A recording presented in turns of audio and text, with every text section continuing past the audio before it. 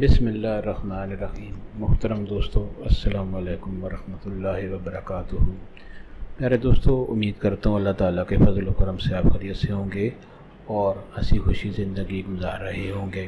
ہماری بھی یہی دعا ہے کہ اللہ تعالیٰ آپ کو ہمیشہ خوش و خرم رکھے اور صحت مند زندگی عطا فرمائے۔ دوستو، آج میں آپ کے لیے ایک نہایت مجرب اور بہت ہی آسان وظیفہ لایا ہوں، جو بہت ہی کارگر اور بہت مفید وظیفہ ہے۔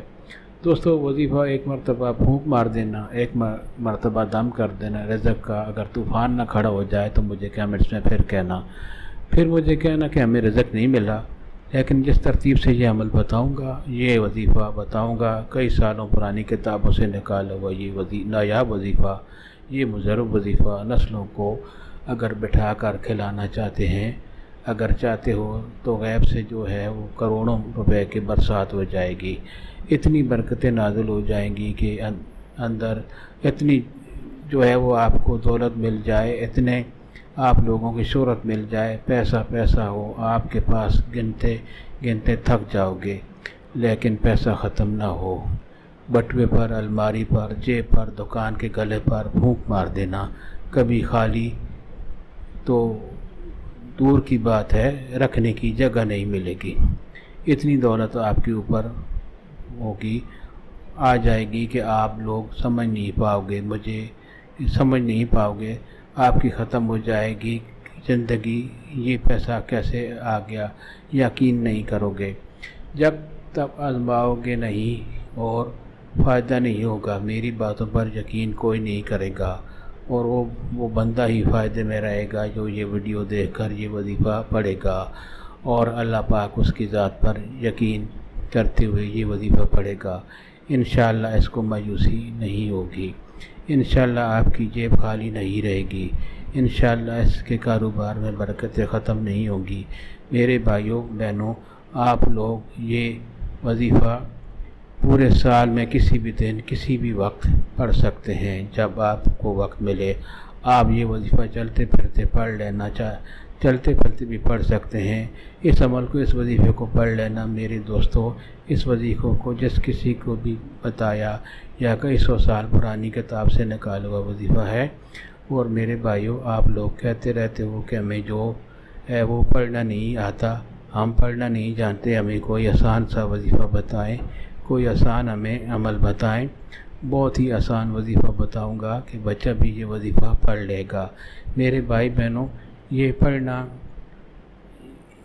پڑھنا نہیں بھی جو جانتے، وہ بھی یہ وظیفہ اگر پڑھنا چاہتے ہیں تو آرام سے پڑھ لیں گے، ان کو بالکل بھی اس قسم کی کوئی پریشانی نہ ہوگی۔ میرے بھائیوں، میری بہنوں، یہ وظیفہ آپ جیسا کہ میں نے بتایا جو ہے وہ کسی بھی دن کر لیں، کسی بھی وقت پڑھ لیں۔ اس کی اجازت ہر اس شخص کو ہے جو یہ ویڈیو پوری توجہ سے دیکھے اور سنے۔ اب آپ لوگ پوچھیں گے کہ کتنے دن کرنا ہے، تو میرے بھائیوں میری بہنوں، آپ لوگ یہ وظیفہ جو ہے وہ ایک دن کا عمل ہے، ایک دن آپ اس وظیفے کو کیجئے، یہ عمل ہی ایک دن کا ہے، اور جس دن یہ عمل کرنا ہے، اور اس عمل کو میرے دوستو اگر آپ چاہیں تو زیادہ سے زیادہ 3 دن تک کر سکتے ہیں، لیکن ایک دن کے عمل سے ہی لوگوں کو فائدہ ہو جاتا ہے، ایک دن کا وہ وظیفہ پڑھنے سے ہی لوگوں کے مسائل جو ہیں وہ حل ہو جاتے ہیں۔